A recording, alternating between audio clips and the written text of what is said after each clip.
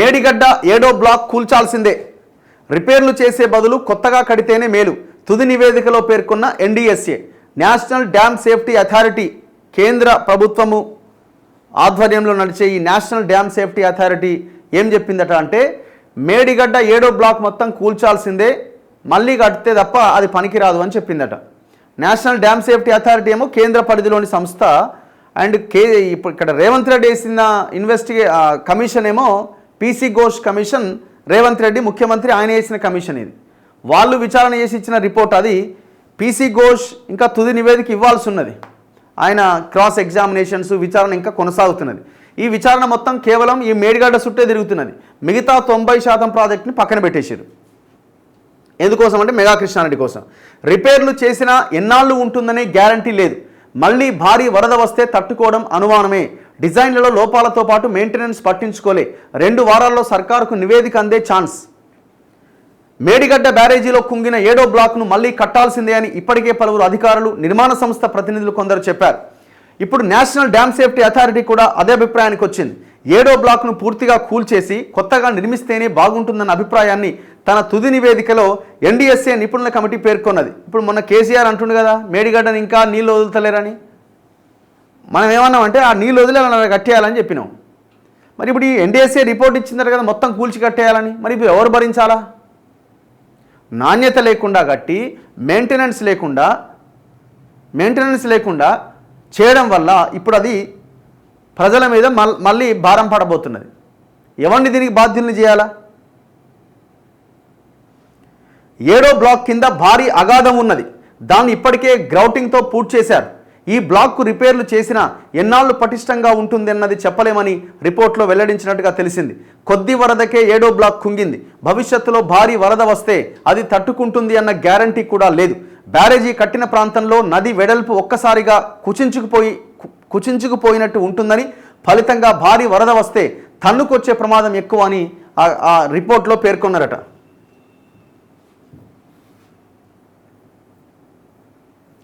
మేడిగడ్డ బ్యారేజీ డిజైన్లన్నీ లోపభూయిష్టంగానే ఉన్నాయని రిపోర్ట్లో కమిటీ స్పష్టం చేసింది. బ్యారేజీ సైట్లో టెస్టులు చేశాక డిజైన్లు ఫైనల్ చేయాల్సి ఉన్న డిజైన్లు, టెస్టులు ప్యారలల్గా చేశారని పేర్కొన్నట్టు సమాచారం. అంతేకాకుండా ఆ టెస్టులు కూడా అరకొరగానే చేశారు. బ్యారేజీకి దిగువన సీసీ బ్లాకులు, యాప్రాన్ల వంటి ప్రొటెక్షన్ వర్క్స్ సరిగ్గా లేవని ఆక్షేపించినట్టుగా తెలుస్తున్నది. జియోఫిజికల్, జియోటెక్నికల్ టెస్టులను సరిగ్గా నిర్వహించకుండానే బ్యారేజీకి డిజైన్లను ఖరారు చేశారు. బ్యారేజీ కుంగిన తర్వాత అక్కడ జియోటెక్నికల్ ఇన్వెస్టిగేషన్స్ చేయాలి అని చెప్పినా సరిగ్గా చేయలేదని, గ్రౌటింగ్ చేసి అక్కడున్న ఎవిడెన్స్ను తుడిచిపెట్టాలని వెల్లడించినట్టుగా సమాచారం.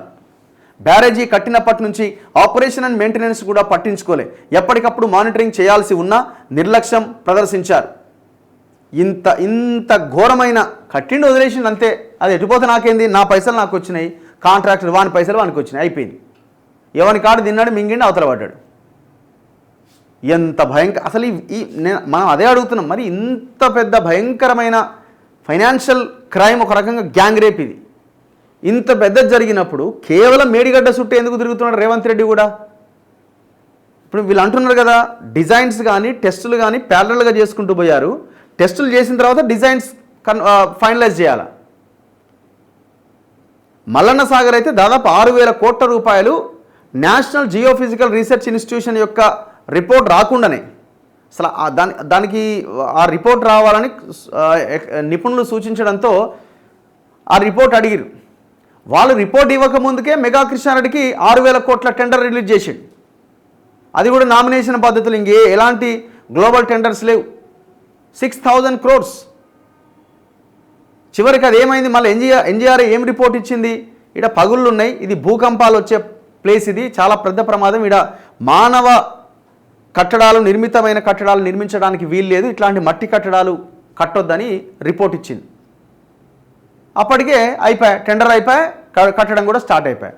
దాదాపు 14 గ్రామాల మీద వాళ్ళని ఊచకోత కోసినట్టు తీసుకుపోయి వాళ్ళు ఇంకో ప్లేస్లో ఎత్తేసేది. వాళ్ళ భూములు బాయ్, ఊర్లు బాయ్.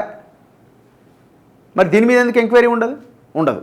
ఎందుకంటే అక్కడ మెగా కృష్ణారెడ్డి ఉన్నాడు, మనోడే. ఆయన కూడా బీజేపీ వాళ్ళకు మనోడే, కాంగ్రెస్ వాళ్ళకు మనోడే, బీఆర్ఎస్కి ఎట్లాగో అధికారంలో ఉన్నప్పుడు మనోడే. ఇంత పెద్ద ఫైనాన్షియల్ క్రైమ్ ముందు కనబడుతున్నప్పుడు దీని మీద ఎంక్వైరీ ఎందుకు లేదు? ఇక వీళ్ళట అవినీతి మీద యుద్ధం చేస్తారట. ఇక మనం నమ్మాలా? ఓపెన్ కనబడుతున్నది కదా, సాక్ష్యమే కనబడుతున్నది కదా క్లియర్గా.